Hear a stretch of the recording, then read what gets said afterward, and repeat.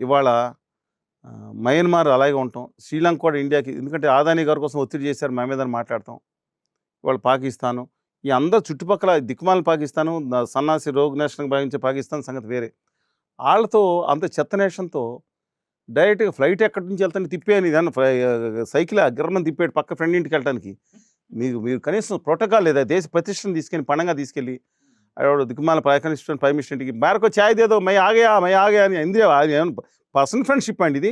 Flight తిప్పేయడానికి and తీసుకో ప్రధానమంత్రి వస్తాడని మీ ఇంటికండి ఇది చిన్నపిల్ల ఆట ఇది?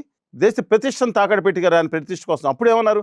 ఆళ్ళు పాకిస్తాన్, ఇండియా బాయి చూసారా? ఇంత చేశారు. అంత నీచ నికృష్టమైన ప్రభుత్వాన్ని నమ్ముతామా? ఆ దిక్కుమాలిన చైనా ప్రభుత్వం. దాన్ని పొగడాలా మనం అమెరికాని తిట్టి?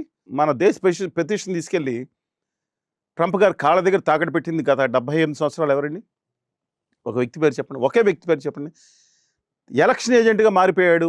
ఔర్ ఎక్ బార్ ట్రంప్‌ని ఎన్నుకోండి ప్లీజ్ అని బతిమాలి మీటింగ్ పెట్టింది ఎవరండి? నరేంద్ర మోడీ గారు కదా! అదానీ గారు, మోడీ గారు కదా! దేశ చరిత్రలో ఆయనే కదండి! దేశ చరిత్రలో ఆయనే కదా!